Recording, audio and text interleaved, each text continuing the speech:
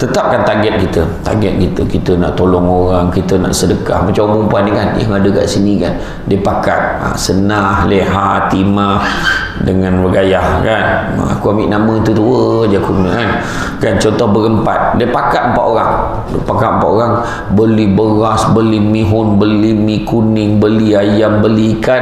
Okey, malam ni 10 malam terakhir, malam ni kita pergi rumah Gayah, masak kat dapur rumah Gayah, masak packing, dapat 10 bungkus nasi goreng Pattaya. Nasi goreng Pattaya bungkus hantar rumah anak yatim. Besok kat rumah Leha pula, mie goreng hailam, betul tak? Mie hailam, siap mie hailam seafood. Bungkus hantar dekat balai polis. Contoh malam tu ada polis yang bertugas tu. Besok tu masak pula mihun goreng jantan. Ada telur jantan lah, tergoreng tu, kemudian hantar pula dekat balai bomba.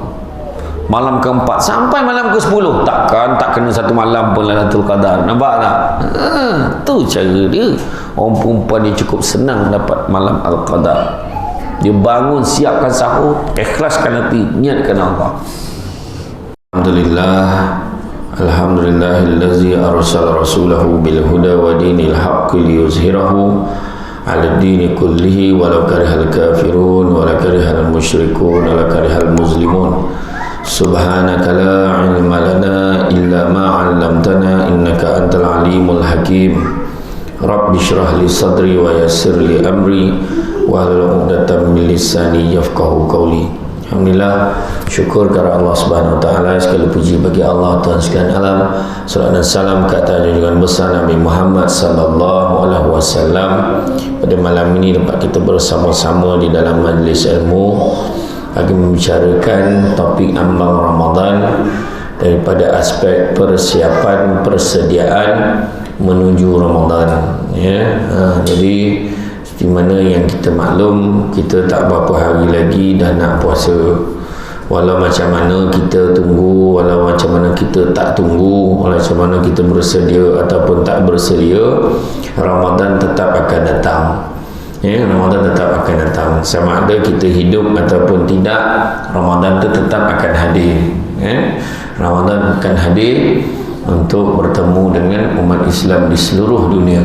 Ya, yang mana kita tahu Ramadan ini adalah satu bulan yang dinanti-nantikan kerana di dalamnya tersimpan pelbagai kelebihan, tersimpan pelbagai keberkatan, kerahmatan, keampunan, pembebasan daripada api neraka.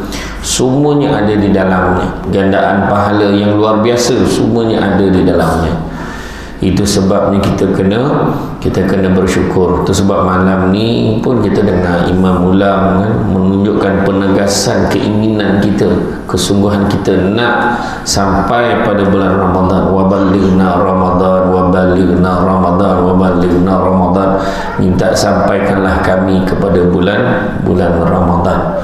Maka bila kita ni sampai Ramadan, janganlah kita jadi macam budak-budak yang tak tentu arah, ya. Budak-budak tak tentu arah ni maksudnya tak tahu apa benda nak buat kan. Ke kiri tidak, ke kanan tidak, ke depan tidak, ke belakang tidak, ya. Orang puasa dia pun puasa tapi huru-hara kan, tak tahu itu, tak tahu ini, tak tahu. Kalau dia kanak-kanak umur 10 tahun tak apalah, dia dah berumur 40 tahun kanak-kanak tu. Jadi bila dah kanak-kanak umur 40 tahun, silap lah kalau dia kata dia tak tahu. Dia masih lagi memilih untuk kata tak tahu. Dan bila datangnya bulan Ramadan ni kita anggapkan sebagai tetamu. Tetamu ni adalah yang hadir, ya, orang, maksud tetamu ni orang yang hadir ke rumah kita, ke tempat kita menziarahi, sama ada diundang ataupun tidak diundang. Itu maksud tetamu. Jadi bila kata tetamu ni datang, sama ada bersedia tak bersedia, kita tetap kena hadap sebab dia dah datang. Dia dah sampai kat depan rumah. Maka suka tak suka kita pun buka lah pintu. Dan kita buka pintu, maka datanglah dia. Maka dalam keadaan tetamu datang ataupun tidak, dalam hal ini bila datangnya tetamu diundang ataupun tidak diundang, biasanya tetamu ni apa yang kita buat? Pertama, kita akan memberikan layanan yang baik. Kedua, kita akan memberikan senyuman yang ikhlas dan berlapang dada. Yang ketiga, kita akan memberikan keperluan mengikut kemampuan kita. Dan begitu juga kita akan memberikan kemudahan yang terbaik kepada tetamu kita. Bila sebut layanan yang baik, maka layanlah Ramadan ini dengan sebaik mungkin. Layan Ramadan ini sebaik mungkin. Sebab contohlah, kalau yang datang tu penyanyi mungkin lain, yang datang tu pelawak lain, yang datang ke rumah kita tu samsul-debat, mungkin orang tu boleh gelak-gelak, boleh borak-borak, boleh santai-santai. Tapi yang datang tu tiba-tiba imam besar Masjid Nabawi, contohlah, dia datang, kita pun layan dengan terbaik, suka tak suka kita pun layan lah. Tak tahu sampaikan sarung dengan selipar kat kaki dia. Tentulah nak melayan tetamu yang kita sanjung ni lah, tentulah keadaan dia. Layanan yang terbaik, senyuman yang manis, bagi itulah senyuman yang paling manis kita boleh berikan. Seronok kita orang hebat-hebat datang ke rumah kita. Kemudian begitu juga kita akan memberikan kemudahan yang terbaik. Contoh, dia masuk rumah kita, dia kata, boleh tak nak tumpang tandas? Kita pun cakap, boleh, mari sini ikut saya. Ikut, dia bawa masuk dalam bilik utama. Kenapa lah masuk bilik utama ni? Tak apa, bilik tidur saya, bilik air dia special sikit, selesa untuk awak, kemudahan terbaik. Ataupun dia kata, boleh tak nak tumpang tandas? Minta maaf dah 5 hari tak ada air. Contohnya, kita pun bawa lah pergi kedai Tom Yam kat depan sana, kebetulan toilet tu paling bersih, kita boleh bagi kat dia. Itu cerita tadi. Dan begitu juga kita berlapang dada. Tapi sekarang ini kita tengok bagaimana keadaan manusia dalam menerima kehadiran Ramadan. Ada 3 jenis manusia. Manusia yang pertama, dia rasa sedih dengan ketibaan tetamu tu. Sedih dia dengan ketibaan puasa, seolah-olah nak mati sangat lah. Sebab tak boleh makan, sebab tak boleh itu, tak boleh ini. Pada dia lah, main bola tak boleh, itu tak boleh. Lepas tu nak bersuka-suka dengan kawan-kawan, lepak main bola sampai pukul 7-8 malam. Kadang-kadang main bola sampai pukul 8 malam, 9 malam. Main bola sampai pukul 3-4 pagi, main futsal tu. Gila betul. Tak ada akal betul main sampai pukul 3-4 pagi tu, fikir kan. Kan dia boleh main bola sampai 3-4 pagi, tak tidur, qiyamul lail dia main bola. Tetapi dia fikir sebabkan bulan puasa, dia tak boleh buat dah benda tu. Dia rasa semua ni Ramadan ni penghalang pada dia. Ada orang rasa macam tu, sedih. Saya cakap dengan anak dia, nak hari ni last kita boleh makan ya, esok tak boleh makan dah. Sedih betul bapa. Anaknya okey, bestnya puasa, mesti banyak makanan. Anak dia fikir macam tu waktu berbuka puasa. Contoh tu yang pertama. Kategori yang kedua, tetamu ni datang, Ramadan datang, sama je kat dia. Datang tak datang sama je. Orang puasa dia puasa, okey, puasa tak puasa sama je. Bulan tak puasa pun sama je. Pada dia okey je, dia kerja pun macam biasa. Dia tak ada masalah, dia tak rasa pun, dia tak anggap puasa tu lain. Sama je pada dia. Tak adalah istimewa sangat ke sampai dia nak beria, tak ada pun. Puasa lah dia tu. Orang bangun, dia pun bangun. Orang puasa, dia pun puasa. Orang semayang, rupanya orang semayang, dia tak semayang. Contohlah. Jadi pada dia Ramadan ni sama je. Dan kategori yang ketiga, orang tu rasa gembira dalam Ramadan. Ya Allah, tak sabar dia sendiri pun lah, wa balighna Ramadan, dia sendiri doa minta sampaikan kami pada bulan Ramadan. Makna kata dia gembira, dia bersedia, dia siap dah dengan pakaian nak tarawih, dia siap dah dengan tasbih digital dia, dah siap dah Quran yang nak dibaca, dah siap dah dengan buah tamar yang terbaik yang nak dimakan pada waktu berbuka dan bersahur. Bersedia dengan sesungguhnya kerana dia gembira sangat. Dan persediaan yang dibuat kerana menyambut Ramadan, Allah dah kira dah pahala walaupun Ramadan tu belum sampai, sebabkan niat yang baik itu tadi. Jadi tujuan saya bawa 3 situasi ni, cuba tanya kita masuk kategori mana.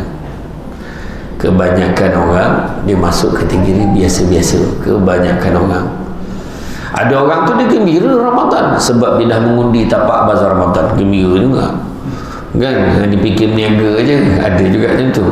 Ada orang dipikir ada advantage yang diambil bukan bersifat ibadah tapi bersifat keuntungan dunia, ada yang fikir macam tu. Jadi tengok kita masuk kategori yang mana. Maka apakah persediaan yang kita kena buat nak menyambut Ramadan? Nombor satu, yang pertama, kita kena banyakkan taubat kepada Allah Subhanahu Wa Taala. Bertaubatlah banyak-banyak kepada Allah, melainkan kita dengan penuh yakin, alhamdulillah Ustaz, setakat bulan Mac ni memang belum ada dosa lagi. Kalau confident macam tu, steady lah tu, steady lah kan. Tak ada lah puas fikir memang tak ada dosa macam tu kan. Siapa yang rasa macam tu pun dah berdosa dah, sebab tak sedar diri kan, macam tu. Jadi makna kata dalam keadaan yang pertama, kita bertaubat banyak-banyak. Kita semua buat salah dan silap. Kita semua kadang-kadang kita bergurau dengan orang. Ada orang tak boleh terima, ada orang okey je. Ada orang tu memang dia tak biasa bergurau. Memang daripada kecil dia tak campur dengan orang. Dia campur dengan bau, dengan datang ke hutan ni, dia tak campur dengan orang. Ayah dia daripada kecil lagi memang duduk kat tengah hutan tu. Jadi dia tak ada jiran. Jadi dia tak biasa bergaul. Maafkanlah dia. Macam tu kan. Tapi ada tak kemungkinan kita sakitkan hati orang? Ada kemungkinan. Kan, tu sebabnya bab kata Aisyah tu, penyanyi tu, lidah tidak bertulang gitu. Kan, tak payahlah saya nyanyi macam tu lah, lebih kurang lirik dia, lidah tidak bertulang gitu kan. Kenapa? Sebab kadang cepat betul kalau bercakap tu, cepat betul kalau nak mengata-ngata orang. Rupanya zaman Nabi dulu bulan puasa dah ada dah orang perempuan, bulan puasa orang perempuan berdua dia mengumpat, punya teruk dia mengumpat sampai dia jumpa Nabi, ya Rasulullah, boleh tak kami nak minta izin, kami nak berbuka, nak minum, haus sangat ya Rasulullah. Punya teruk yang mengumpet pasal orang sampai nak berbuka. Orang perempuan kat sini ada tak macam tu? Tak ada kan? Tak ada. Maknanya dia mengaku mengumpat cuma tak berbuka je. Macam tu lah kan? Macam tu lah ayat dia. Jadi makna kata pada ketika itu dia cakap dengan Nabi, Nabi kata apa? Nabi kata tak payah, kau tak payah minta izin nak berbuka, kerana sesungguhnya kau dah berbuka dah pun. Macam mana pula? Tak percaya, cuba kau muntahkan apa yang ada dalam mulut kau tu. Bila dia muntah, terkeluarlah daging busuk saudaranya yang diumpat tadi. Maka itulah tunai Allah Ta'ala tunjuk, bila kita mengumpat samalah seperti kita makan daging busuk saudara kita. Buat apa? Jangan Samsul debat macam tu lah, itu inilah, macam orang cakap, oh dia ni macam ni lah, kau tengok kereta dia buruk betul, dia cakap pula kereta orang kan. Dia ada dua tu, ada sebuah tajuk, nanti kalau ada masa ni lain kali kita buat tajuk tu, antara ribah dan fitnah. Ribah dan fitnah. Ribah ni kita cakap benda betul, tapi kalau orang tu dengar barangkali dia tak suka, mengumpat lah tu. Kalau fitnah, cakap benda yang tak betul pasal orang kan. Contohnya kita cerita, kita tuduh benda yang dia tak buat, itu fitnah lah. Tapi cakap benda tu betul tapi benda-benda boleh menyakitkan hati orang, benda tu tak elok, negatif, maka itu juga salah, merupakan ribah. Contoh, baju tu kuasa dah seminggu dia pakai tu, contoh kita cakap contoh, kita yang perasan, orang lain tak perasan, kita nak beritahu orang, ya ke? Daripada Senin itu tengok contoh. Bila kita cakap macam tu, kita menyebarkan benda yang kalau orang tu dengar mungkin orang tu kecil hati.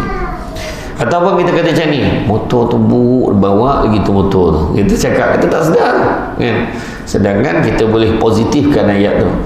Oh, dia pakai baju yang sama, aku rasa mesti dia ada 7 helai baju yang macam tu, contoh kan. Ya Allah, motor tu buruk ni, walaupun buruk-buruk motor ni, besar jasa ni, motor ni bukan buruk lah, kategori dia antik lah, contoh ayat dia.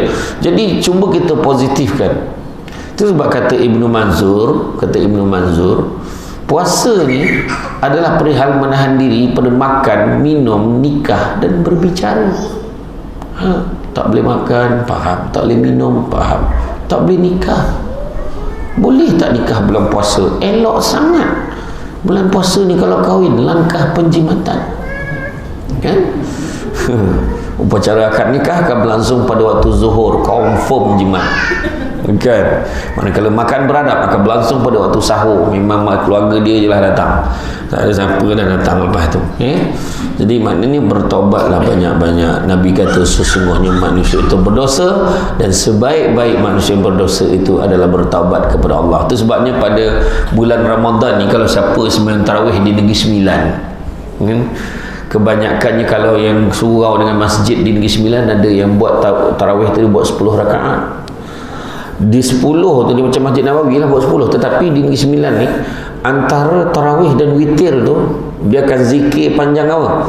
Astaghfirullah innallaha kana tawwaba, astaghfirullah innallaha kana tawwaba, astaghfirullah innallaha kana tawwaba. Minta ampun, bertaubat pada Allah banyak-banyak.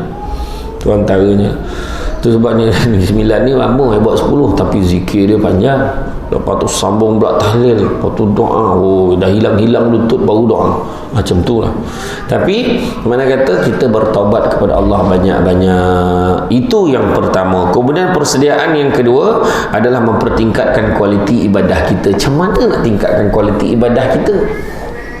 Nak tingkatkan kualiti ibadah kita, tak ada cara lain bukan main ikut-ikut. Main ikut-ikut sampai bila pun kita takkan dapat mempertingkat. Kita sekadar ikut-ikut saja. Yang sebenar-benarnya ikut kalau peringkat awal tak apa, tetapi sampai satu tahap kita perlu mendalami apa yang kita buat. Dalam perbuatan ibadah tu mestilah kita ada pengetahuan tentangnya. Ada 4 ciri untuk mencapai kesempurnaan ibadah. Yang pertama, mesti dengan ilmu. Tak mahu dia ikut-ikut tu. Orang semayang, dia semayang, tapi tak apa dia baca, lari larau tak apa dia baca kan. Orang baca dia pun kumat kamit. Rupa-rupanya ada satu hamba Allah yang saya share, dia jumpa dengan satu imam di Seremban. Saya tak nak cerita daerah dekat kampung mana, kawasan mana. Dia jumpa dengan satu imam. Dia ni pencen ketua pengarah di Putrajaya. Pencen ketua pengarah Putrajaya jumpa imam, minta tolong imam ajar dia nak solat sebab dia tak tahu solat. Dia tak tahu solat. Bayangkan selama ni dia solat, dia ikut-ikut, dia menangis-nangis, dia minta imam ajar dia. Tapi imam kata tak apa macam ni, pada waktu zuhur, waktu asar, kalau awak semayang tu awak ikut je dulu, nanti malam antara maghrib dengan isyak saya ajar. Dia kata macam tu. Dia buatlah. Adalah yang cakap tua-tua pun nak belajar. Sebenar-benarnya kita tak boleh cakap macam tu. Sebab mana kita tahu, jangan-jangan dia solat dia lebih baik daripada kita yang perasan betul tadi. Tu yang kita kena faham. Tu sebabnya pertama mesti dengan ilmu, kena belajar. Cantik teluk pantainya landai, tambik perahu tepi kuala. Biarlah buruk kain dipakai, asalkan penuh ilmu di dada. Kena belajar. Tak tahu tanya, tak tahu tanya. Tu sebab dia kata kicau-kicau tiung batu, hinggap sebentar di dahan mati. Sudah resam adat orang tak berilmu, ibarat kayu lurus dibuat titi. Kayu lurus buat titi kena pijak lah. Memang tak ada apa. Orang cakap betul kot. Macam ni ha. Aku rasa-rasa lah. Tak mahu dia macam tu lah. Jadi dalam bab ibadah kena belajar. Saya sendiri pun tak tahu. Saya tanya mana guru-guru tu, saya tanya kalau macam ni macam mana keadaan ni, kalau ni okey ke tak, tanya kan. Jangan mengaku koyok macam kau bagus sangat kan. Nama Samsul Debat bukannya bagus sangat kat sini, semua lagi tinggi ilmu daripada Samsul Debat. Tapi kita belajar, sentiasa nak belajar dan belajar. Itu sebab ada satu kata ahli falsafah barat ni, dia kata butuh huruf pada hari ni bukannya orang tak boleh membaca. Butuh huruf hari ni adalah for those who fail to learn, relearn and unlearn. Dia kata macam tu. Apa maksud itu? Tak ada payah nak urai, tak ada bahasa Inggeris tu, macam tu lah kan. Macam tu lah. Carilah sendiri makna dia. Buta huruf ni bukannya orang tak boleh baca tau, tapi orang yang tak nak belajar. Orang yang tak nak belajar, orang yang tak tahu mana yang dia tak sepatutnya belajar, dan tak tahu mana sepatutnya dia teruskan belajar. Macam tu. For those who fail to learn, unlearn and relearn. Macam tu. Jadi kita kena belajar dan belajar. Itu pertama. Mana mesti dengan ilmu. Ni semayang ke takbir, macam-macam cara takbir kan. Bersilat pun ada. Allah, macam tu risau sebelah. Ni paha ni kalau bagi keris jadi ditikam ni kan. Itu pertama. Kalau kita tengok perangai-perangai orang, tengok orang duduk antara dua sujud, tengok orang rukuk macam mana, tengok macam-macam kita boleh tengok kan, macam-macam kita boleh tengok. Kadang-kadang dia nak semayang dekat kursi, dia tak larat, tapi dia tak tahu kedudukan kursi dia tu kat mana sepatutnya dia letak bila dia semayang kan. Kadang-kadang macam-macam orang, macam-macam. Kalau kita tengok bila tak berilmu ni dan tak nak pula bertanya, tu yang susah kan? Kemudian bila cerita tentang yang ketiganya pula, yang pertama tadi saya kata tadi apa? Ilmu. Yang kedua mestilah ikhlas. Nak capai kesempurnaan ibadah ni ikhlas. Ada orang dia semayang sebab apa? Mak mentua dia datang rumah. Mak mentua datang rumah langsung semayang. Dia baca doa kunut daripada atas katil, biar mak mentua dengar bunyi dia baca kunut, Allahumma hdina fiman hadait. Mak mentua bilik sebelah, salat subuh menantu aku, macam tu. Sebenarnya dia bagi kan, contoh kan. Jadi mana kata ikhlaskan hati kita. Kemudian yang ketiga, ada perubahan pada tindak tanduk dan perangai. Mesti ada kesan. Ibadah ni mesti ada kesan yang baik. Kalau perangai makin teruk, maknanya ada masalah dengan ibadah kita. Ada masalah. Ya, kemudian seterusnya apa? Seterusnya yang keempatnya adalah mestilah dimulakan dengan niat. Empat-empat ni kena ada. Inna a'malu binniat. Semua ni niat kita. Apa kita nak letak niat kita? Lillahi ta'ala, lillahi ta'ala. Ya, jadi kemudian apa lagi? Kemudian persediaan yang seterusnya adalah melakukan ibadah tambahan. Ibadah tambahan ini dilakukan untuk mengisi masa terluang, antaranya tadarus. Kita membaca Al-Quran. Masalahnya ustaz, saya ni baca merangkak, dia kata. Saya pun cakap orang lain elok bersela duduk, yang kau merangkak kenapa? Dah macam mantu ju'on pula dah kan. Apa halnya? Rupa-rupanya maksudnya dia baca tu gagap-gagap tak lancar. Oh begitu. Tak apalah, belajarlah perlahan-lahan. Boleh tak kalau saya nak join grup tadarus tu tapi saya baca kat tepi je? Boleh tak? Boleh. Tak ada masalah. Ikut dalam hati boleh, tak ada masalah. Yang jadi masalahnya dah 10 tahun duduk tepi, itu masalahnya kan. Tapi dia tak nak belajar. Itu isu dia. Pergilah belajar, jumpa guru-guru. Sekarang ni masalahnya bukanlah nak cakap apa, dekat dalam YouTube pun kalau dia tekan ya, ayat tu dia search juzuk 1 Al-Quran juzuk 1 contoh kan, kita pun tengok adalah seorang tu baca, kita cuba ikut contoh kan. Ya Allah, tak ada sebab lah sekarang ni, tak ada sebab nak katakan kalau bangang tu memang dicipta sendiri tu, bukan tak ada, memang dia mencari kebangangan itu. Sedangkan peluang nak keluar daripada lembah kebangangan itu, nampak, saya guna bahasa kampung tu, nak mencari ilmu tu dah tak susah, maknanya atas kita dah sekarang ni, nampak tak? Tu sebabnya kalau kita tengok orang yang tak berilmu ni susah hidup dia kan. Kemudian apa lagi? Solatnya, tambah solat sunat. Orang perempuan kan, siapa pun kan, mana-mana taman perumahan saya pergi, dia yang aktif muslimat dia tu mesti akan buat program solat, jom solat sunat tasbih dia kata bulan puasa. Orang lelaki memang tak ramai buat, sebab biasa dia buat sendiri kat rumah macam tu, dia tak suka tunjuk kat orang. Tu orang lelaki tunggu dah tak ada orang, dia buatlah solat sunat tasbih. Itulah orang lelaki. Dia lain, keimanan orang lelaki ni dia lain. Dia tak tunjuk ke orang, kononnya lah kan, kononnya lah. Tadarus pun macam tu. Cuba tengok grup perempuan, berbelas-belas, berpuluh-puluh grup orang perempuan. Orang lelaki itulah grup yang kat masjid tu, satu round, satu bulatan, itulah satu grup. Itu pun dah butuh-butuh, dah mata tak nampak. Lam alif alif ni kan, bayangkan dah rabun-rabun mengaji lagi, yang muda-muda tak tahulah pasal. Kalau kita tengok tarawih pun sama kan, malam yang pertama belia ramailah, belia ramai betul, muka tak pernah nampak, semua nampak. Lepas minggu kedua tu tinggal beliau je, belia dah tak ada, beliau yang jenis sujud berbunyi lutut, Allah Akbar, tap nampak hujung tu Allah, yang seorang tu sakit pula lutut, kesian tengok kan. Macam tu lah, tambahkan solat, tambahkan zikir kan, la haula wala quwata illa billahil aliyil azim, macam tu kan. bacalah zikir apa yang kita tahu kan. Ya Allah, ya Allah, ya Allah, ya Allah. Kalau bangun pagi tu buat kan, buatlah mana yang ikut kemampuan kita. Macam kata tadi, ikut kemampuan kita. Kemudian begitu juga kalau kita tengok dalam ibadah-ibadah lain tu, apa lagi kita boleh buat? Buatlah kebaikan banyak-banyak. Beli makanan sedekah, hantar dekat semua tempat yang kita tahu. Hantar kat sini pun okey kan.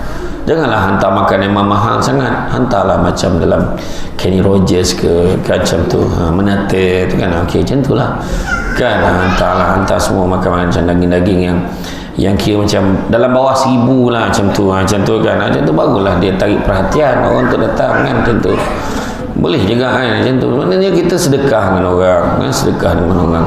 Jadi makna kata tambah ibadah-ibadah kan, ibadah-ibadah tambahan. Tarawih bulan puasa kan, rugi tak buat kan, rugi tak buat. Tuan tanya mana yang baik Ustaz, 8 ke 20? Yang paling baik sekali buat. Tu cerita dia kan. Kau tanya-tanya sampai ke sudah aku tak buat, masalahnya kan. Lepas tu ada tu pula, aku tak main lah 8, aku masjid negeri, Imam Arab Saudi main-main. Dia kata dia buat 20 bro, 20 walaupun 20 lepas 8 rakaat dia witir sini kat belakang. Muasam betul kan. Adab kita ni, adab ikut imam, ikutlah sampai habis. Lain kalau sakit perut, masalahnya hari-hari sakit perut, bila lepas rakaat ke-8 heran tak? Heran ni kan. Itu sebabnya betul, jangan sibuk nak kerja imam yang laju ya, jangan sibuk nak kerja imam ni laju sikit. Imam ni tak ada lagu-lagu, dia straight forward dia. Bagus macam tu, aku suka macam tu kata kan. Kita ni kalau boleh nak solat kita tu tenang kan, tapi tak adalah tenang sangat mana imam-imam yang dah patut bersara tu bagilah orang muda, jangan diseksa je makmum kat belakang tu. Yang sabar ni imam aja, makmum tu tak sabar macam tu. Allahu Akbar, memang pitam lah makmum tu kan. Macam tu kan. Tengok imam kita tadi punya semangat kan, dia punya cara dia jadi imam tadi, belakang tu ada 1,000 orang. Macam tu lah, macam tu kita nak semangat ni Pak. Dia ada orang kata segar lah bacaan dia tu, fresh, jelas satu persatu macam tu lah. Ada imam kadang Allah. Yalah, bukannya dia tak nak bagi orang lain, tak ada orang, dia je yang tinggal. Imam Sabah nama dia, namanya Imam Sabah, umur 65 tahun. Imam Sabah, gigi dah tak apa-apa ada, bunyi pun jelas tak jelas. Lurus dapatkan saf, dia kata sudah ni belum semayang begini ya, yang kata. Kemudian apa lagi? Kemudian begitu juga, lazimkan latihan kita bangun awal pagi. Bangun pagi kan. Kadang-kadang ada pula orang tu kata ni, orang tak ada ilmu dengan bangganya cakap, aku dah biasa dah bulan puasa ni, aku tak sahur tapi aku okey je puasa. Ada orang cakap tu dengan penuh bergaya dan confident ni menyebut kan. Kita pun beritahu dia bukan masalah kau okey tak okey, masalahnya Nabi suruh sahur ni. Nabi tekankan dalam beberapa hadis kan, bangunlah sahur, makanlah sahur, sesungguhnya makanan sahur itu adalah makanan yang barakah, jangan sekali-kali kalian tinggalkan. Bayangkan kalau orang cakap dengan kita, Nabi cakap direct dengan kita macam tu, apa kita buat? Kita takkan tinggal sahur. Jangan sekali-kali kalian tinggalkan, ada sebab Nabi suruh. Sesungguhnya Allah dan malaikat berselawat ke atas orang yang bersahur. Apa lagi? Tu Nabi sebut dalam hadis yang lain. Apa lagi? Begitu juga Nabi sebut, jangan sekali-kali kalian tinggalkan walaupun hanya sebiji buah tamar. Hadis yang lain, jangan sekali-kali kalian tinggalkan walaupun hanya seteguk air. Maknanya apa? Maknanya penting kan. Nabi bagi hint benda tu mustahak. Tiba-tiba pula kita, aku okey, memang sebulan ni sekali pun aku tak sahur. Steady tak steady, masalah aku steady masalahnya. Kan, masalahnya Nabi suruh, sunnah Nabi. Kenalah belajar. Kawal perbuatan dan elak melakukan perkara negatif. Bulan puasa buatlah perangai elok-elok. Kawallah diri kita daripada sekarang, dah jaga diri baik-baik. Jangan cerita-cerita pasal orang Samsul Demak tu tinggi kan, umpat. Jangan salah pula aku tinggi kan, ini kurniaan daripada Allah. Saya tak minta dilahirkan seperti model seperti ini. Oh macam tu, model kan tinggi-tinggi, melainkan model minyak cakapak kan. Tapi nak cerita kadang-kadang kita daripada sebelum bulan puasa tu dah terlalu banyak buat benda negatif, akhirnya terbawa-bawa sampai bulan puasa. Kan dah biasa tengok movie kan, bila tengok movie dia cerita orang putih kan tu, bila Tan Mat Salleh tu bercium, dia boleh cakap dengan tutup mata. Yang dia tengok dah ayah ni pula cakap dah sudah, nampak tu ayah, mananya ayah tahu, ayah dia tengok, nampak tengoklah benda-benda yang baik. Layan-layan pun tengok drama-drama yang baik. Tengoklah drama-drama. Kalau nak tengok TV tu drama yang ada mesej Ramadan, ada mesej ibadah. Yang dia tengok ni Melun untuk Firdaus kan, Melun untuk Firdaus 2 kan, dah start dah. Nah, belum lagi. Belum. Nak keluar dah lah, nak keluar sangat dah kan. Tak nyampah lah aku tu. Tak tahu je kan. Macam tu lah kan, tengok drama. Macam drama tengok kan. Tapi itulah perbuatan-perbuatan yang tak baik jangan kita buat. Kalau kita dah biasa cakap lepas kontrol, kita dah biasa kan tadi, perihal makan, minum, nikah. Perbuatan orang menikah tu yang tak boleh sebenarnya. Bukan kata tak boleh nikah, boleh nikah. Tapi perbuatan bernikah, perbuatan orang yang dah kahwin pada waktu siang hari, tak boleh. Jangankan perbuatan itu, deposit pun tak boleh.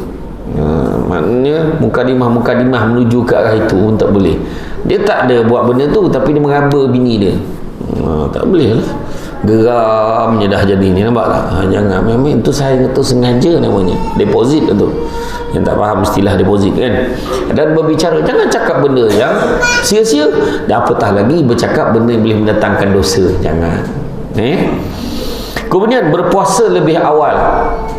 Maksud berpuasa lebih awal tu adalah kita buat, contohnya macam sekarang kita tahu kan, masuk bulan Rejab orang dah mula puasa sunat Rejab, masuk bulan Syakban sampai 15 Syakban orang puasa sunat Syakban, tetapi tidaklah lebih daripada 15 hari bulan, melainkan orang yang berhutang.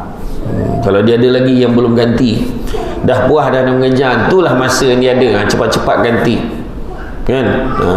Ataupun satu lagi golongan, ada satu pandangan kata orang yang memang sepanjang hayat dia istiqamah, tak pernah tinggal puasa sunat Isnin Khamis, orang tu diberikan kelonggaran.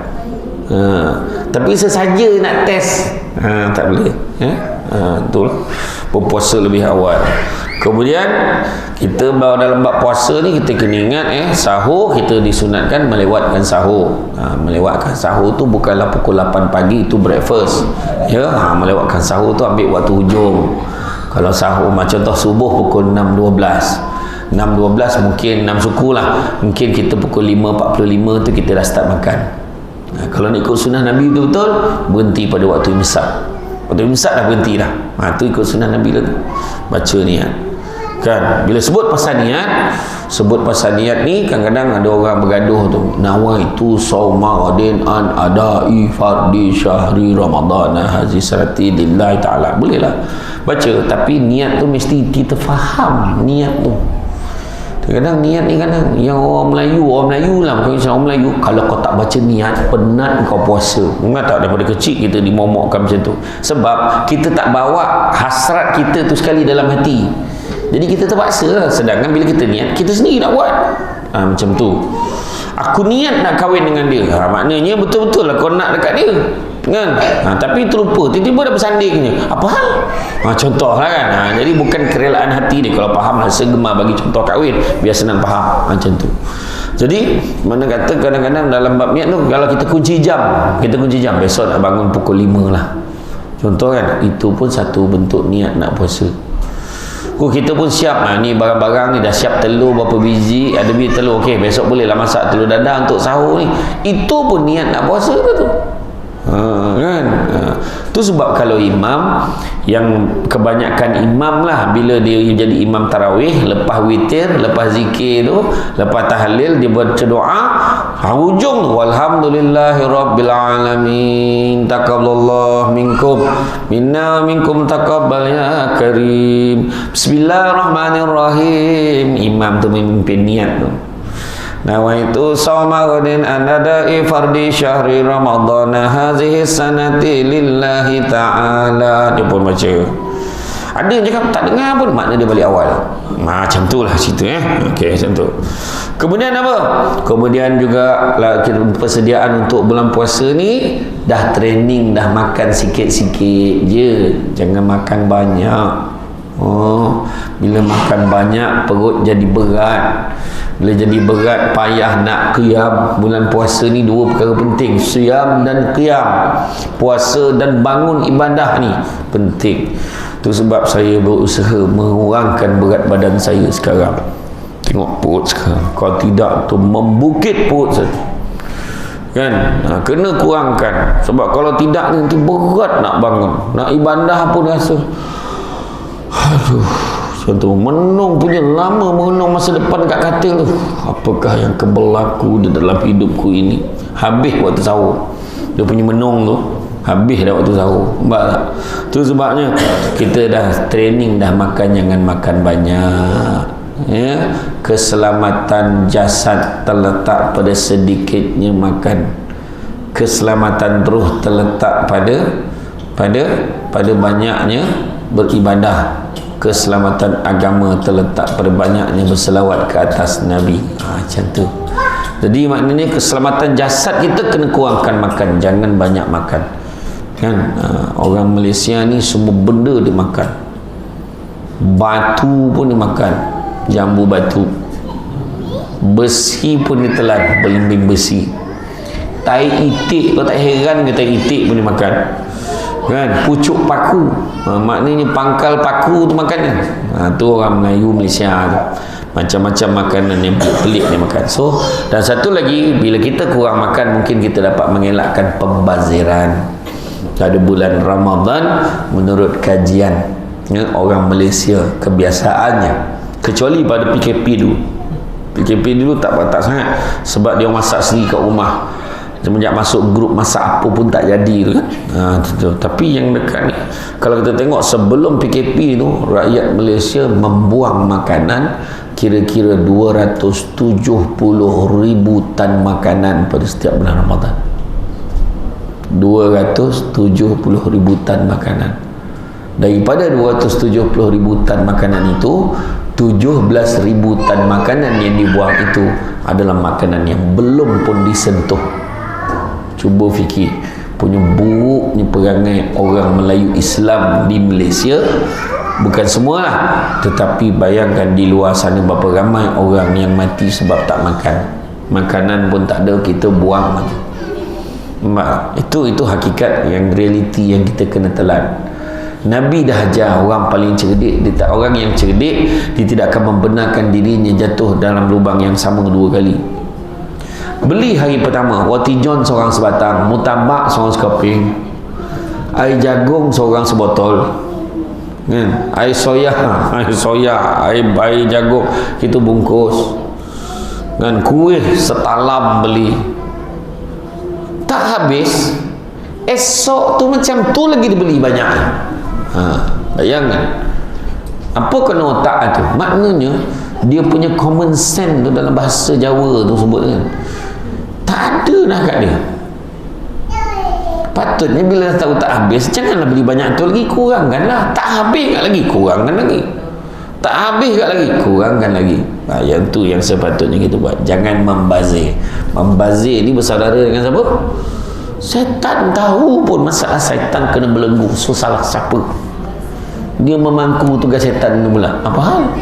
Kan? Tu ceritanya. Jangan kita membazir. Satu lagi, kalau membazir ni salah satu pada, kalau kita tengok latihan takwa, qanaah, berpada dengan yang sedikit. Berpada dengan sedikit. Tapi yang kita kena lebihkan sedekah.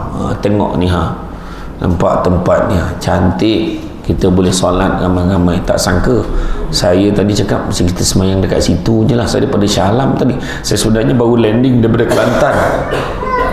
Saya 3 hari dah ceramah di Kelantan. So tadi suruh pergi ke Shah Alam. Shah Alam ceramah untuk di KPDN tadi. Dari KPDN terus ke Semenyih. Datang sini lah kan. Cantik tempat ni kan. Tak sangka tengok ni, mesti ada sumbangan-sumbangan orang juga ni kan. Ada jugalah kan. Tangganya cantik buat tu. Tak lama besok kalau sumbangan tu lebih lagi, kita buat eskalator naik atas. Nampak tak kan? Iya, orang perempuan tengok dia letak atas. Special kedudukan perempuan duduk atas, siap dengan jaring ni. Sebab dia ni liar, kalau dibiarkan semua jatuh-jatuh ke bawah tu baru buat pengadang itu ada. Jadi macam itulah tuan-tuan dan perempuan sekalian kan. Sumbangan sedekah pada orang. Bulan Ramadan banyakkan sedekah. Jibril kata, waktu aku berziarahi Muhammad kerana ingin mentadaruskan Muhammad kan, aku dapati dialah yang paling kuat sekali bersedekah. Malahan pada bulan Ramadan lebih cepat lagi, lebih pantas lagi, lebih cepat daripada angin yang dikirim. Maknanya tunjukkan Nabi berganda-ganda lagi baik, lagi banyak Nabi sedekah pada bulan Ramadan. Sedekah lah kan. Contohnya nampak Samsul Debat, tanya dia suka makan apa, contoh bawa lah makanan yang sewajarnya. Contoh kan, Samsul Debat ni dia suka apa, itulah ustaz dengar ustaz baru nak pergi umrah ni, saya sedekah lah. Contoh kan, sedekah bagi. Nampak, contoh nak bagi duit raya kat mak kita, janganlah bagi pada pagi siapa, bagi pada bulan Ramadan. Dekat-dekat nak raya tu, bersih dalam bulan Ramadan, bagi duit raya time tu, baru cara kan. Assalamualaikum mak, salam mak, Alung dah bank in kan dah duit raya kat mak. Ya ke? Alung bank in kan 1,000. Ya Allah, apa awal sangat bagi, besar pahalanya bulan Ramadan mak. Ya ke? Maknanya pagi raya dapat lain nak? Tu susah tu soalan tu kan. Kalau dah bagi pula, kalau macam tu kita kena bagi dua, RM900 bagi pada bulan Ramadan, lagi 100 tinggalkan sikit dalam envelope untuk bagi pada pagi raya. Macam tu kan. Jadi sedekah, banyakkan bersedekah. Itu pun nak training juga. Ini tak dekat-dekat nak raya baru sibuk tukar nak duit keras, nak duit baru. Sekarang tukar, tak ada persaingan, tukar sekarang, pecah-pecah, siap letak dalam beg, tinggal dah standby dah nak sedekah kat orang. Macam tu lah. Masuk masjid, masuk 2-3 helai, RM3 contoh. Nampak tu budak tu tengah bawa tisu dengan apa tempat makan dengan, tolong ni menipu tak menipu, letak ni mesti ni dek, bagi dia RM3, bagi dia RM5, bagi RM10, berapa nak bagi.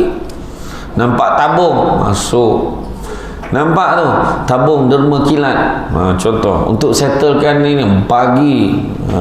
Kadang heran, derma kilat untuk settle bil tertunggak Astro tu aku tak faham kan. Itu aku tak faham kenapa kan. Macam tu kan. Kalau bil rumah ke apa semua faham kan, macam tu kan. Jadi waktu tidur kita pun kita kena susun kan. Kemudian pastikan kesihatan kita baik kan, kesihatan baik, buat pemeriksaan, tengok darah tinggi kita macam mana, tengok kandungan gula kita macam mana. Kalau gastrik, kita dah tahu dah apa ubat nak cari. Contohnya cari susu kambing Samsul Debat contoh. Gastrik, GERD, pedih hulu hati contoh kan. Tengok, pastikan kesihatan kita nak menyambut Ramadan ni. Kemudian tetapkan matlamat kita. Aku nak khatam Quran 2 kali, boleh macam tu. Aku nak khatam Quran sekali. Tengok Imam Syafi'i khatam Quran berapa kali? Ceteka. Imam Syafi'i khatam Quran berapa kali? Imam Syafi'i khatam Quran dalam bulan Ramadan kira-kira 2 ke 3 kali sehari. Bukan 2 kali sebulan bro. 2 ke 3 kali sehari. Nak cerita apa? Kita ni nak nghabiskan 1 juzuk, berapa lagi tanya dia. Tanya berapa lagi. Bayangkan itu Imam Syafi'i. Tuan-tuan sekalian, tetapkan matlamat. Aku tak nak tinggal tarawih kali ni kan. Aku dah target dah, aku nak buat solat sunat tarawih. Saya ingat ada sekali tu saya ceramah di Pandan Indah. Ada satu masjid saya pergi, saya terdengar imam tu bacaan dia tu menusuk kalbu saya. Sedap betul bacaannya. Saya pun tanya lah waktu makan tu jamuan tu, saya tanya mana satu imam tu. Lah ni imam ke berapa ni? Rupanya anak AJK masjid, baru tingkatan 4 masa tu. Saya pun tanya dia, nak tak datang dekat taman perumahan kat kampung mak saya tu, minta jadi imam 1 malam. Satu malam tu je. Sebab saya dalam sebulan kadang bila orang kampung booking saya jadi imam, dapatlah dalam 4 atau 5 slot yang saya boleh bagi. Malam-malam lain tu sibuk ceramah kan. Jadi satu malam yang tu saya bagi dekat dia. Saya bagi kat dia. Dia pun datang lah dengan mak dia. Mak dia yang bawa. Sebab ayah tak ikut, ayah kena jadi imam kan. Jadi dia mak dia datang. Mak dia datang bawa. Masa tu dia kata 4. Saya pun explain lah dekat surau ni, dia biasanya bawa berapa. Jadi jangan risau, bawa je surah mana dia nak bawa. Pertama kali orang kampung saya komplain, pendek sangat baca.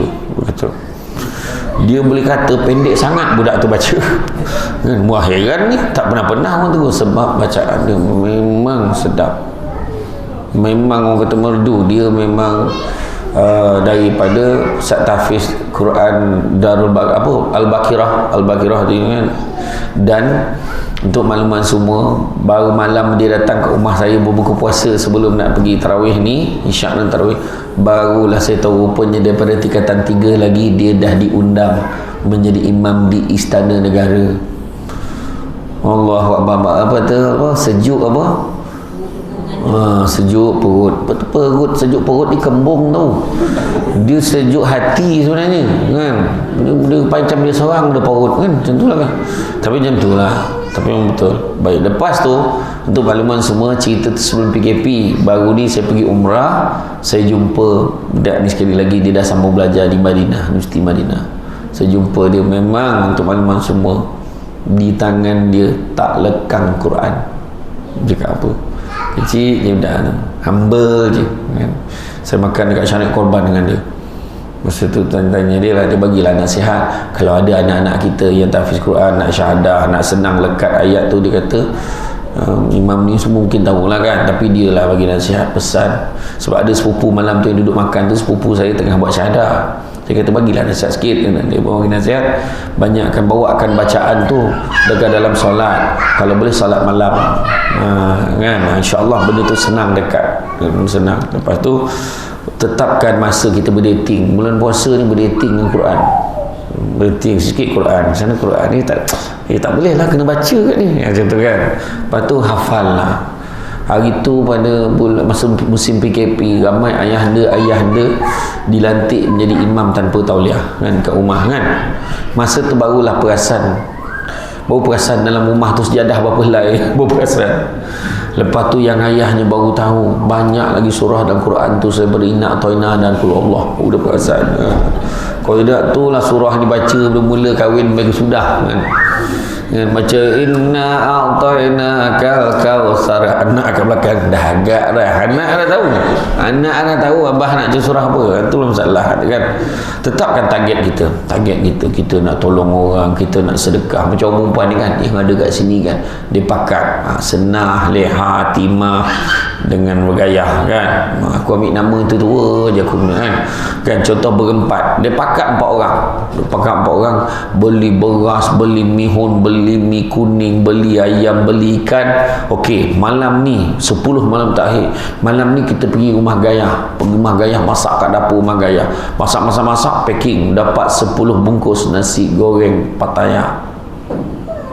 Si goreng Pattaya bungkus hantar rumah anak yatim.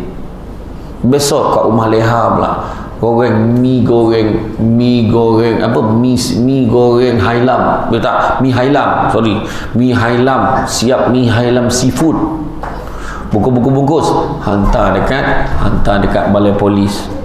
Contoh malam tu ada balai polis yang bertugas tu. Besok tu masak pula mihun goreng jantan. Ada telur jantan lah, dia goreng tu, kemudian hantar pula dekat balai bomba. Malam keempat sampai malam ke-10, tak kena satu malam pun Lailatul Qadar. Nampak tak? Tu cara dia. Orang perempuan ni cukup senang dapat malam Al-Qadar. Dia bangun, siapkan sahur, ikhlaskan hati, niatkan Allah.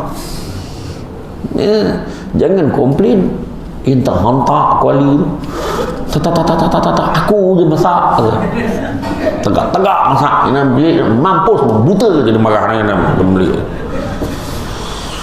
Janganlah macam itu kan. Ada sebab orang perempuan itu boleh masuk syurga dengan memilih pintu ikut mana-mana pintu ikut pilihan hati dia. Orang lelaki mana boleh pilih pintu, dapat masuk syurga untung, semua neraka. Duduk bawah ni termasuk yang cakap kan, kita ni senang masuk neraka. Orang perempuan kena tahu tu, orang lelaki senang masuk neraka. Tapi orang perempuan, dia dah senang masuk syurga, dia tak nak. Dia pilih melawan suami dia. Menyawab, tetap menyawab, ada je tak puas hati kan. Contoh ni kan marah ada contoh orang perempuan yang hadir kat sini semua baik-baik kan, semua baik-baik, tak ada siapa pemungut ke naik tangga tadi, tak ada. Naik tangga bengah wih, contoh kan.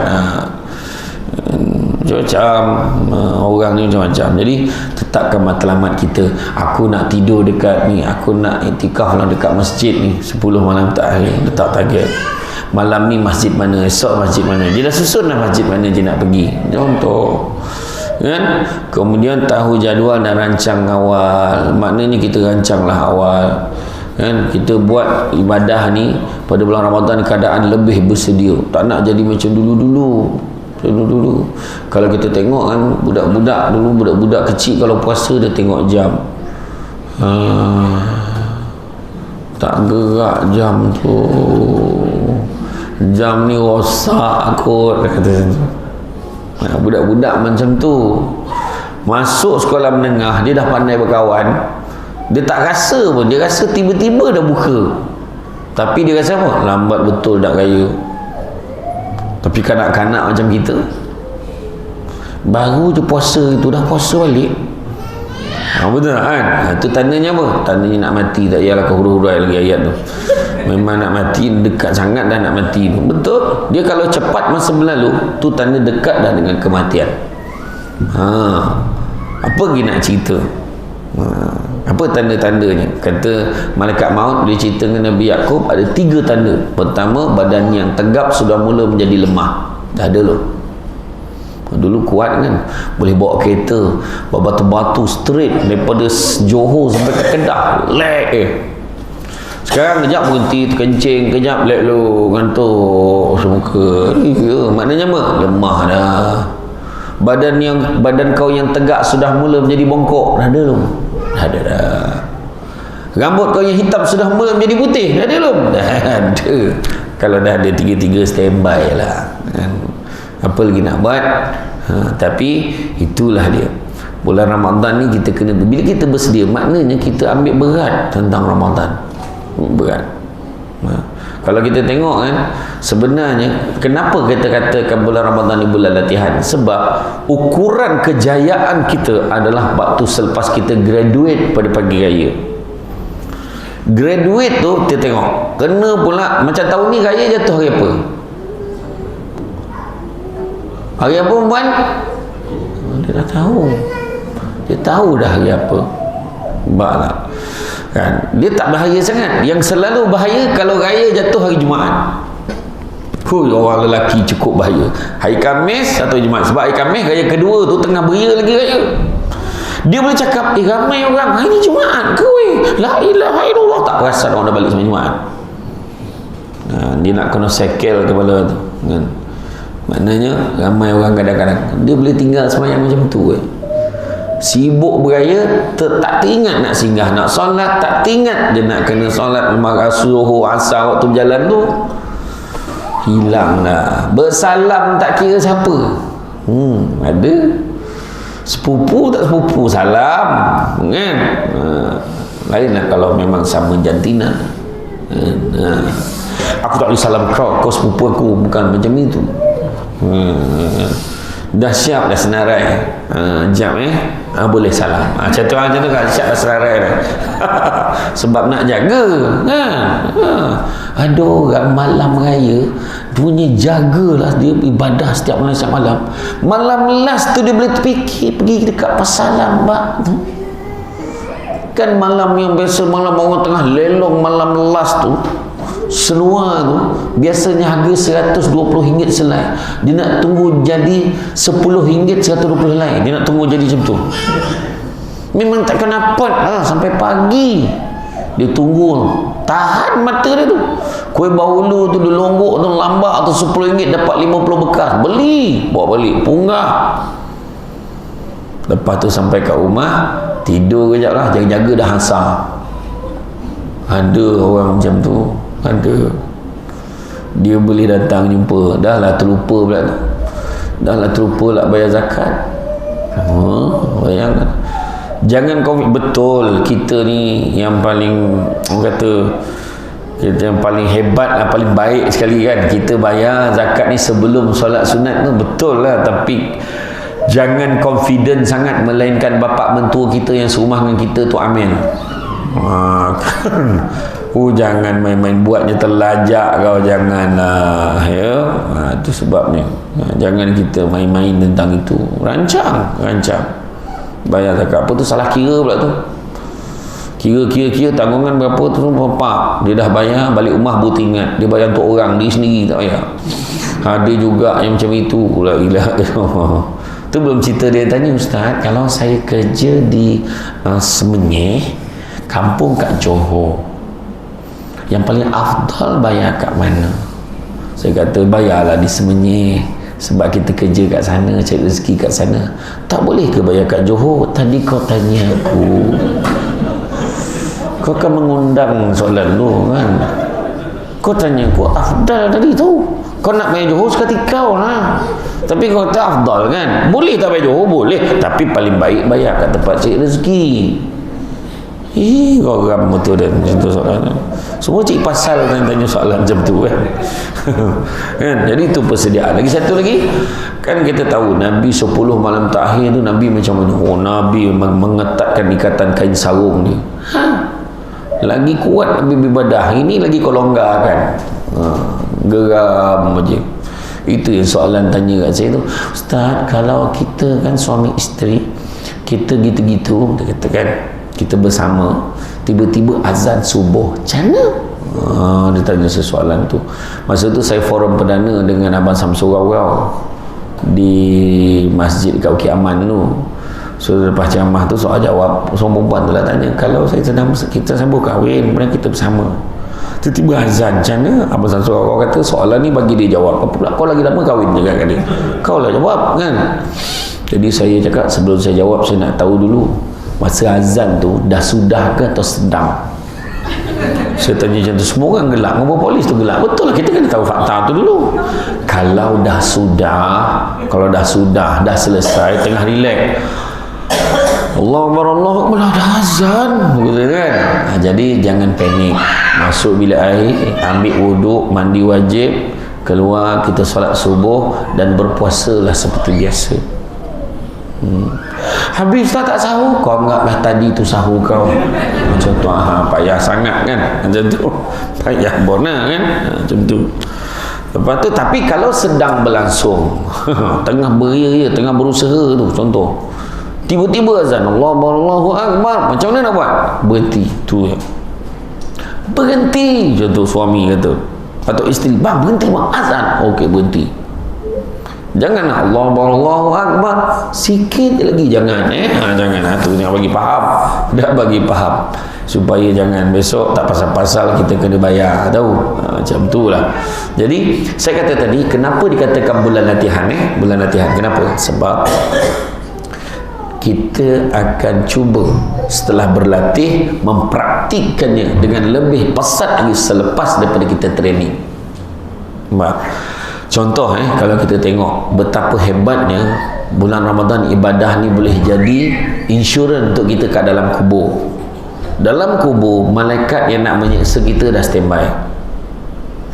Maka apabila melangkah aja balik, orang meninggalkan kubur yang terakhir, maka dah standby dah. Waktu malaikat nak pukul kepala, malaikat satu lagi stop, jangan kau pukul kepala dia. Kenapa pula?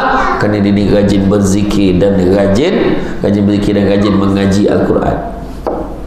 Maka betul tak kita dah training tadarus bulan Ramadan, sambung, jangan berhenti mengaji. Itu sebabnya bila kita khatam Quran, contoh kita khatam sampai hujung, kita pun bacalah doa wa tammat kalimatu rabbika sidqan wa adla, kita baca kan. Lepas tu baca Allahumma arhamna bil Quran, kita baca kan. Patu walhamdulillahirabbil alamin. Buka balik Quran, bismillah, a'udzubillahi minasyaitonirrajim, bismillahirrahmanirrahim. Kita membaca Fatihah, kita baca buku surat pertama Al-Baqarah tu. Bismillahirrahmanirrahim. Alif lam mim. Zalikal kitabul la raiba fihi hudal lil muttaqin. Habis tu sadaqallahul azim. Maknanya terus sambung. Faham tak? Maknanya sebab kita tahu kita nak sambung balik. Betul yang jadi orang tu dah kata Allah marham dah khatam, langsung tak ngaji-ngaji dah lepas tu. Berabuk Quran tu dekat atas lemari tu. Nampak? Sebenarnya macam tu, bila dah habis dah doa tu, terus buka surat pertama baca. Kemudian sambung lepas Fatihah baca Baqarah ayat muka surat yang pertama tu. Lepas tu sadaqallahul azim. Kita pun simpan sebab niat nak sambung daripada situ balik semula. Macam tu. Dah nak pukul kepala tak boleh, malaikat kata jom kita bantai perut dia. Malaikat satu lagi tahan, jangan kau pukul perut dia. Kenapa pula?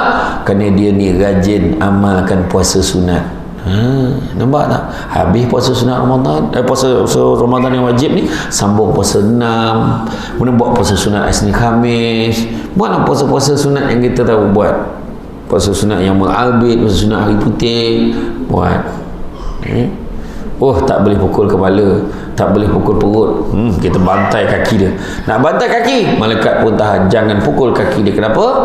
Kerana dia ni rajin qiyamul lail, rajin bangun malam. Ramadan kita training bangun malam kan. Rajin bangun malam, qiyam al-lail. Mesti bangun beribadah, baru nama di qiyamul lail. Bangun koncing tidur balik tak kira. Lepas tu jangan lupa, sebelum saya mengakhiri ceramah malam ni, jangan lupa satu malam yang sangat hebat, iaitu malam 7 likur. Malam apa? Malam Al-Qadar. Lailatul Qadri khairun min alfi syahr. Yang mana malam Al-Qadar ini lebih baik pada 1000 bulan kak, bukan malam, 1000 bulan. 1000 bulan bersamaan dengan 83.333, 83 tahun lebih. Hidup pun belum tentu lagi sampai 80. Betul tak? Jadi rugilah kita kalau satu malam yang kita lepaskan, sedangkan kita ada peluang. Lepas tu adalah yang makcik telah sebut, malam tu kita kena menyalakan pelita 10 malam terakhir, dia ada torang, barulah malaikat nampak rumah kau. Gitu kan. Kau ingat malaikat tu rabun macam kau kan? Kalau malaikat tu turun, dia akan terus target rumah orang beribadah. Nak pasang pelita, pasanglah. Nak bagi cantik aja, nak hiasan rumah, tak ada masalah pun. Tapi jangan letakkan macam tu sebagai kepercayaan dia kan? Jadi kejarlah malam Al-Qadar itu. Rugi kita. Tu sebabnya selalu kita bagi tajuk, andainya ini Ramadanku yang terakhir. Kena anggaplah ni yang terakhir. Kita tak tahu, tengok hari tu PKP kan? Jangan terpedaya dengan muda, sebab mati tak syarat tua. Jangan terpedaya dengan sihat, sebab mati tak syarat sakit. Itulah realiti hidup kita kan? Ada orang elok sihat, tiba-tiba mati. Pahal tercokek sudu, mati. Ada orang tu elok je kan, makan elok je selera, rupa-rupanya makan berselera, tiba-tiba juga salah satu tanda nak mati kan? Dia rasa resah, gelisah, dia rasa ada benda, tapi dia nak cerita dengan orang tak boleh. Tu dia. Dia benar sama kat macam malam Al-Qadar tu. Kalau orang tu nampak tanda Al-Qadar tu, dia tak cerita dengan orang. Malam tadi kan Lailatul Qadar, alhamdulillah lah aku jumpa Lailatul Qadar malam tadi. Confirm bukan? Dia cerita-cerita pula dengan orang. Kalau dia cerita pun dia tunggu dah lama baru dia cerita. Dah itu bulan Ramadan, alhamdulillah aku dapat jumpa. Tapi kau jangan cerita dengan orang tau, aku nampak tanda yang macam ni. Ya ke? Untunglah kau macam tu. Dia tak cerita, tak heboh-heboh dengan orang. Aku nampak pokok tu sujud kau. Ya, masa pelaluan tu dekat Semenyih nampak. Rupa-rupa pokok tu tumbang kan. Macam orang kajang tu mengalih kan pokok tu kan. Jadi tuan-tuan dan muslimin, rasa cukuplah sekadar itu. Yang paling penting sekali, kata orang, cantik dipandang rumah penghulu, kaitu ukir dari papan, alang-alang menuntut ilmu, sebutir pasir kembangkanlah menjadi intan. Jangan kita sia-siakan bulan Ramadan ni. Allah Ta'ala dah beritahu dalam Quran surah Al-Baqarah ayat 183, ya ayyuhallazina amanu kutiba alaikumusiyam kama kutiba alal ladzina min qablikum la'allakum tattaqun. Dia beritahu wahai orang-orang beriman. Dia tak cakap orang semuanya ya. Dia tak cakap orang Islam pun tak sebut, orang beriman, orang itu terpercaya dan yakin. Ya, kutiba alaikumusiyam, diwajibkan ke atas kamu berpuasa. Maknanya ye dengan geng plastik hitam tak beriman. Macam tu lah pukulan kan. Saya fikir macam tu lah kan. Allah Ta'ala jadikan orang yang ponteng puasa, orang yang tak puasa Allah jadikan dia lagi teruk lapar daripada orang puasa. Tak cari tanya orang perempuan kan, yang ABC tu, yang Allah bagi cuti, dia tanya. Sebab dia bukan boleh makan sesuka depan orang kan. Mana nak makan ni weh, dia kata macam tu kan. Kan, tapi sekali dia dapat, kau tengok licin dengan kotak-kotak telan ni macam tu lah. Jadi rasa cukup sekali tu. Mudah-mudahan sama-sama kita sebar panjangkan dan kita amalkan. Dan saya minta maaf kata orang budak-budak membuat galah nak menjolok buah berangan, kalau dia silap dan salah dikata tidak, dicaci jangan.